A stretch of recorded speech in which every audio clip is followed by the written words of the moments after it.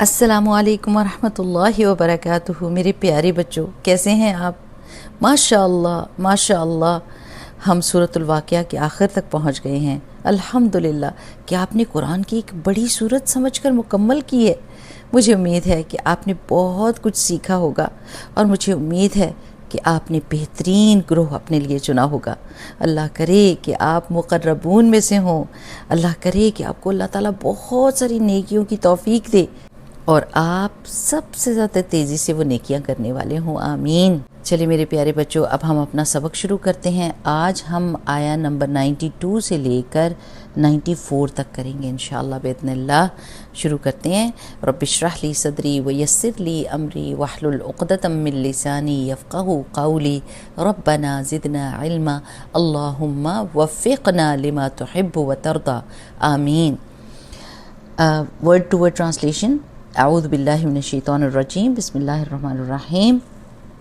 و اور، اما لیکن، انکانا اگر ہے، من المکذبین جھٹلانے والوں میں سے، الضالین بہکے ہوئے لوگوں میں سے، فنزل تو مہمانی ہے، من حمیم کھولتے پانی میں سے، وتصلیۃ اور داخل ہونا ہے، جحیم جہنم میں۔ اب اس کا رواں ترجمہ دیکھتے ہیں۔ اللہ تعالیٰ فرماتے ہیں کہ اگر وہ جھٹلانے والے گمراہ لوگوں میں سے ہو تو اس کی تواضع کے لیے کھولتا ہوا پانی ہے اور جہنم میں جھونکا جانا ہے۔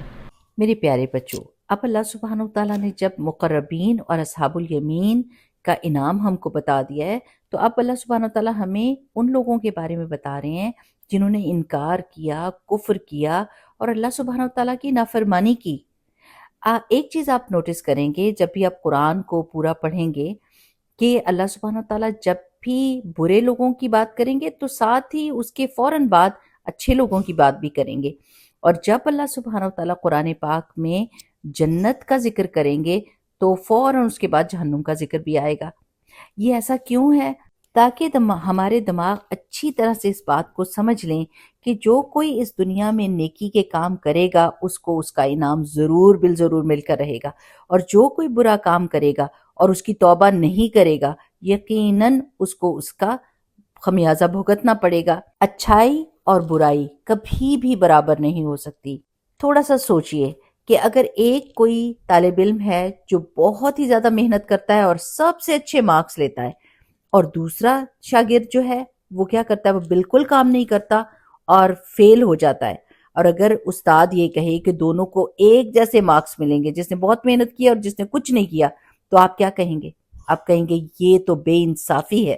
چلے ایک اور مثال دیکھتے ہیں۔ اگر کوئی بہت ہی نرم مزاج ہے، سچا ہے، مددگار ہے اور ایمانت دار ہے، اور ایک دوسرا آدمی ہے جو کہ بہت سخت مزاج، جھوٹا، دوسروں کو تنگ کرنے والا اور بددیانت ہے، کیا ان دونوں کو ایک جیسی عزت اور ایک جیسا انعام ملنا چاہیے؟ نہیں نا، کیونکہ یہ تو بے انصافی ہوگی۔ میرے پیارے بچوں، قیامت کا دن ایک بہت بڑی نعمت ہے اللہ تعالیٰ کی ہمارے لیے، کیونکہ اس دن انصاف ہوگا۔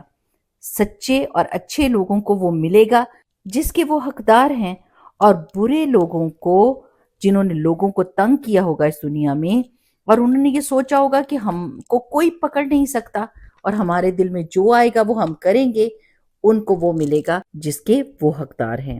پیارے بچوں، اللہ سبحانہ وتعالیٰ بہت زیادہ منصف ہیں، انصاف کرنے والے ہیں۔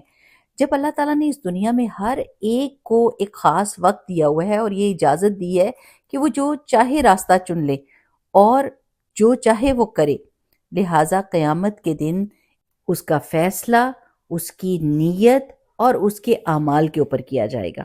لہٰذا ہم دیکھتے ہیں کہ اللہ سبحانہ وتعالیٰ ان آیات میں ان لوگوں کو مخاطب کر رہے ہیں جو بہت ہی متکبر تھے، اور جنہوں نے اللہ سبحانہ وتعالیٰ کی ساری نعمتوں کو صبح شام ساری زندگی استعمال کیا، لیکن پلٹ کے جواب کیا دیا؟ اللہ ہی کا کفر کر دیا اور اللہ تعالیٰ کی نافرمانی کی۔ انہوں نے یہ دنیا میں فیصلہ کیا کہ وہ گمراہ رہیں گے، لہٰذا قیامت کے دن وہ جنت کا راستہ تو نہیں نہ پا سکیں گے۔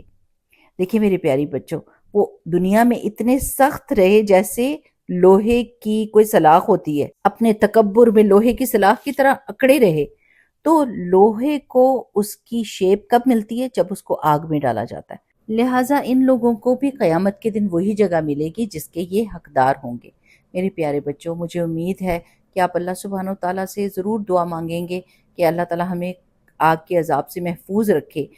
اللہم انی اعوذ بک من النار اور اللہم اجرنی من النار، کیونکہ ایک حدیث میں آتا ہے کہ رسول اللہ صلی اللہ علیہ وسلم نے فرمایا کہ جو کوئی 3 دفعہ اللہ سبحانہ وتعالیٰ سے جنت مانگتا ہے، جنت خود کہے گی کہ اللہ سبحانہ وتعالیٰ اس بندے کو جنت میں ڈال، اور جو کوئی 3 دفعہ جہنم سے پناہ چاہتا ہے، جہنم خود کہے گی کہ اللہ تعالیٰ اس کو جہنم سے محفوظ رکھ۔ اس کا مطلب ہے کہ ایک دن میں کم از کم ہمیں 3 دفعہ جنت کی دعا اور جہنم سے پناہ کی دعا مانگنی چاہیے۔ ٹھیک ہے میرے پیارے بچوں، مجھے امید ہے کہ آپ یہ ضرور کریں گے۔ آپ تشہد میں بھی یہ دعا شامل کر سکتے ہیں اور الگ سے بھی دعا مانگ سکتے ہیں۔ ٹھیک، بارک اللہ فیکم، سبحانک اللہم و بحمدک، نشہد ان لا الہ الا انت، نستغفرک و نتوب الیک۔ السلام علیکم ورحمۃ اللہ۔